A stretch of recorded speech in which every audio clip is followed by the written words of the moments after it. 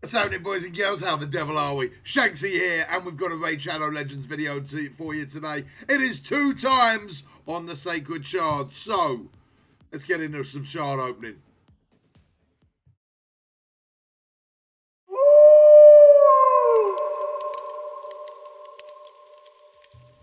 Yo, what's going on, boys and girls? How the devil are we? What is cooking, good looking, and all that jazz. I'm slowly but surely losing me voice over here. I've got the aircon running because it is blistering hot. And it's just drying all the room out, so I'm feeling a little bit... So if I sound a little bit croakier than usual, my apologies, guys. But it is 2 times on the Sacred Shards. And we've also got a Champion Chase tournament going on right now. So, for those of you that have been following my progress in Raid Shadow Legends, you know what that means, baby. You know what that means. Right now, before we do any of that, let me just go bop. Let me just go bop. Let me just go bop. Bish, bash, boff. Could have cost me $1 million. $1 million to fuse this dude. $1 million smackaroonies to fuse him. Let's do it. Let's do it. So our first Lego of the day, it's gold. It's Mr. Razin Scarhide. I'm super excited. I've been holding off on getting Razin for absolutely ages. As you can see, he's an absolutely solid champion across the board. Turn meter manipulation, big hitter, great for clan boss, fire knight, all that stuff.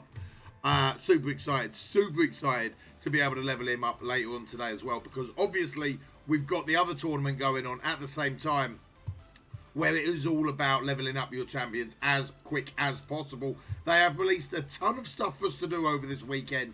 Obviously within, I reckon, just to keep us busy, right? A lot of people moaning about the game at the moment. A lot of people are unhappy. So hopefully all these little things will tide some people over until we get some more information about what's coming next, like the new player login rewards. I'll probably do a video on that tomorrow. But for now, what we're going to do, guys, is we're going to open 10 ancient shards up and 4 sacred shards. Let's get into it. Let's get into it. We want to see gold, baby. We want to see gold and purple. That is a funny shade of either.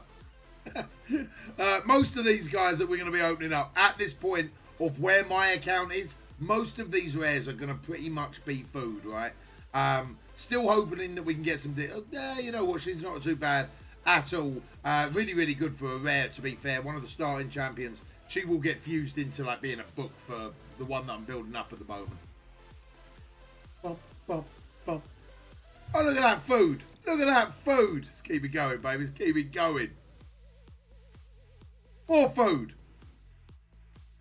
I thought that was apothecary again. So, guys, I've actually now got an apothecary. And since getting an apothecary, I can't stop dropping apothecaries. It's ridiculous. Oh man, we've got to get at least 1 purple, right? At least 1 purple from all these blues, right? Got to get at least 1. Berserker, a Slayer even. Berserker and Slayer look identical, right? But either which way, it's food. But I actually need the food right now. The reason why I'm popping these out at the moment is I actually need the food so I can keep on turning over in this champion. I might actually do a video on how to get these, how to get points for these type of tournaments really quick, especially the champion leveling tournaments. I feel like that's something that I do quite well. Like, I get my grinding hat on and we go to work, you know.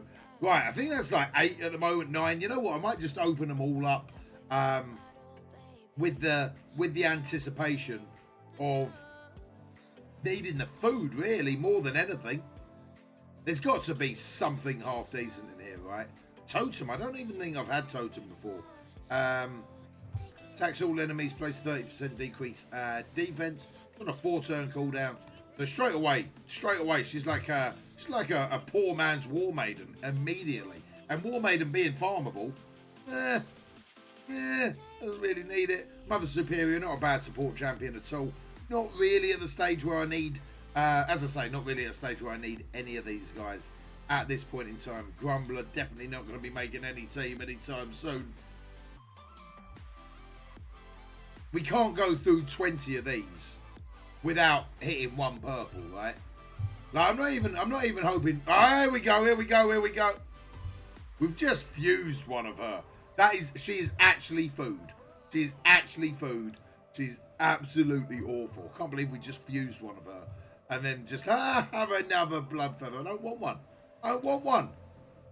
The amount of epics that would make it into the squad, that would make a massive difference for me.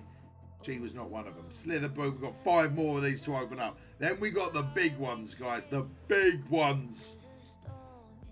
Banshee, oh my days. At least we're getting like a little bit of tournament points while cracking these open. But again, we need purple to really be scoring the decent tournaments. Got another one of the starters, Gaelic there. Okay, keeping it going. We got to have one more purple. Got to have one more purple. Otherwise, this is an absolutely awful 20-odd chance. In fact, even if we get a purple right now, it's still probably an awful 20-odd chance. Gold! Wow! Nullhorn is not the one. Right, not what we were looking for. So, 20 odd of them. And did we even get any points for that whatsoever? So we would have scored like 200 points. Not really enough, right? Not really enough by any stretch of the imagination. You are not going to be making up any points in this tournament by pulling out rares. You're just not. Like 10 points at a pop when you're needing to be scoring 5,500 points. You are just not going to be making it. So we have got to get super lucky right now and be able to pull some legendary champions. Without further ado, ain't going anywhere, is it? Let's just crack into it. Come on, baby. Wow! Arguably one of the worst epics in the game. Look at that. Does a job in Clan Boss apparently, and then his ratings are awful. Like, absolutely awful. Increase accuracy in faction crypts by 40. Champion receives damage equal to 99% of their current HP. He kills himself. He kills himself. And has an 18% chance of placing 5% poison debuffs on all enemies for 2 turns. So when booked, that's 100% for 5 poison. And then the champion receives damage equal to places an unkillable buff on this champion. You know what? So he's not. He's like a weird poisoner. Definitely not someone that I'm going to be leveling up right now at all. I think I've already got like a level 40 of him. He's just food. Come on, baby. Who are you when you're home? Default Sinner. I'm liking the artwork on it. Let's have a little look at his kit. Attacks all enemies. Damage increased by 10% for each enemy alive. Stacks up to 100%. Okay. Attacks one enemy. Damage based off attack. Attacks one enemy, then attacks all enemies, inflicting damage equal to 15% of their max HP. If the first hit kills an enemy, this second hit cannot be critical. Okay?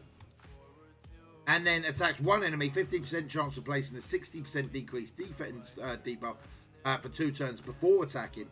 If 5 or more enemies are alive, does the following attack instead. Attacks all enemies, places a 25% increase attack buff on this champion for 2 turns before attacking. People are using him in spiders. I thought it'd be a viable spiders champion, but other than that, maybe faction wars for the undead hordes. That is going to be about it. He's neither here nor there, right? Right, 2 more, boys. Come on, baby. Let's go gold. Let's go gold. It's not gold. It's not gold. Oh my days, Flesh Terror. I think I've already got like 3 of him. What is going on with the duplicates right now? Increase ally attack and faction crypts by 27%. Attacks all enemies, decrease the duration of all enemy buffs by 1 turn. Increases the duration of all enemy debuffs on them for 1 turn as well. Alright. Heals all allies by 30% of their max HP. Attacks one enemy, 40% chance of transferring 1 random debuff from this champion to the target. Half decent for Clan Boss, but not really what I'm looking for. All right, we got 1 more, boys and girls. We've got 1 more. Come on, baby. Oh, wow. Yes! Yes! Get in there! Miscreated monster, you absolute beauty. Come on, baby! Let's bloody go, boys and girls. Increase ally HP in arena battles by 33%. Spooky Groan places a fear debuff on the attacker by 1 turn whenever an ally is attacked while under ally protection. Places a 50% ally protection buff on all allies except this champion for 3 turns. Heal this champion by 50% of their max HP.